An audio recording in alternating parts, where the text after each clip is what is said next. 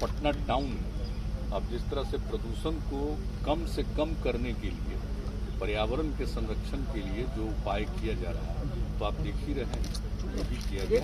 एक सवाल है कि केंद्र सरकार ने सच से मना कर दिया है, केवल SC/ST की जनगणना होगी। आपने कास्ट बेस्ड सेंसस की बात की। आप तो जानते हैं कि 2019 में फरवरी और 2020 के भी फरवरी में हाउस से हम लोगों ने सर्वसम्मति से प्रस्ताव पारित किया है कि जनगणना जाति आधारित होनी चाहिए।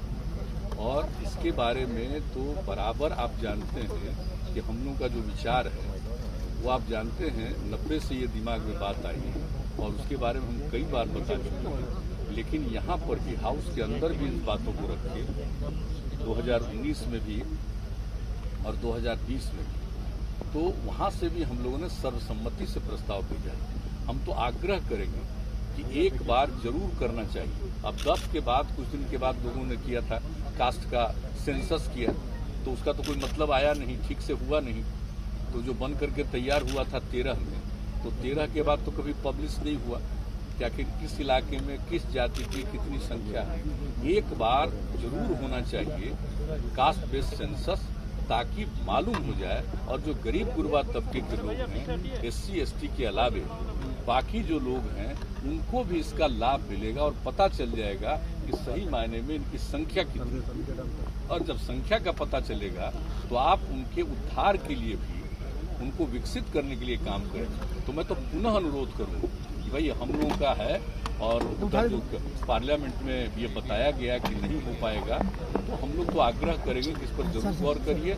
और हम पहले भी न सिर्फ यहाँ से प्रस्ताव गया, हमने बातचीत भी की, तो हम लोगों की तो इच्छा है भाई कि होना चाहिए और उस सब के हित में। सर, अवैध बालू खनन वाले लगातार सरकार को चुनौती दे रहे हैं। सर, अवैध बालू खनन वाले लगातार सरकार को चुनौती दे रहे हैं। इसके लिए तो पूरी कार्रवाई हो रही है और आप जानते हैं कि किस तरह से इसका जांच किया और जांच करने के बाद जो सरकारी कर्मचारी अफसर हैं, उनकी भी कोई भूमिका अगर गड़बड़ दिखाई गई तो उस पर भी कार्रवाई हो रही है। तो पूरी की पूरी कोशिश सरकार की तरफ से और डिपार्टमेंट की तरफ से और बाकी सब कुछ का पुलिस और अन्य विभागों की तरफ से भी इसके मामले में पूरे तौर पर देखभाल किया जा रहा है। वैसे तो हम बराबर कहते हैं कि आप चाहे कुछ भी करिए, कुछ न कुछ तो गड़बड़ करता ही है।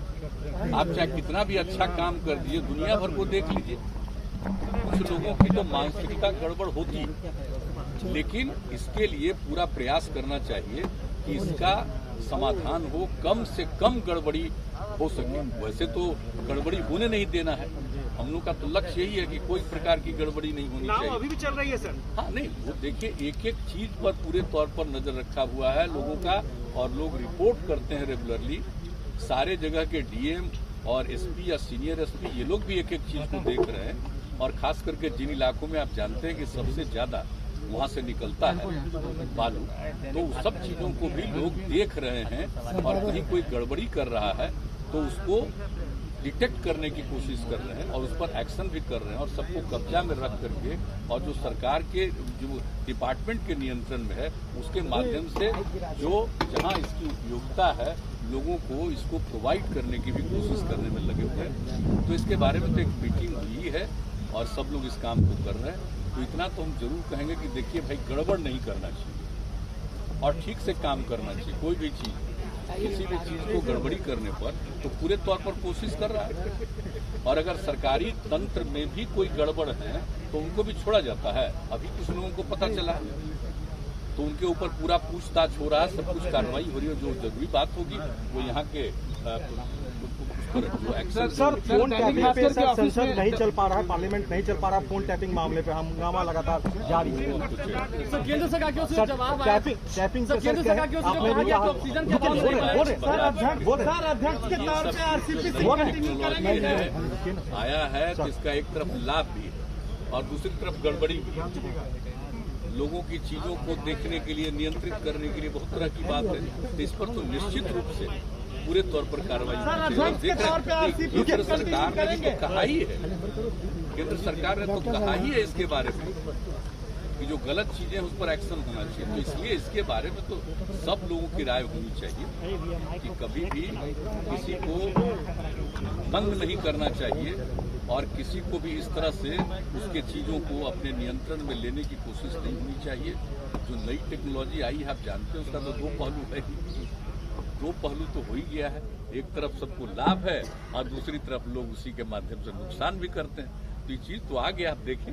ऑक्सीजन मामले पर सर बात कहा गया कि ऑक्सीजन से मौत नहीं हुई है सर संसद में। ऑक्सीजन के बारे में तो जितना काम किया जा रहा है जरा देख लीजिए और अच्छी तरह जान लीजिए कि जो कुछ भी अचानक जो ऑक्सीजन की जरूरत पड़ी तो सब जगह की थोड़ी दिक्कतें आई, लेकिन उसको फिर से हर तरह का समाधान किया गया और उसके लिए जितनी तैयारी है कि कोरोना ही नहीं किसी भी तरह से बीमारियों में किसी प्रकार से ऑक्सीजन की कोई दिक्कत नहीं हो, कोई कमी नहीं हो, इसके लिए सारा हो रहा।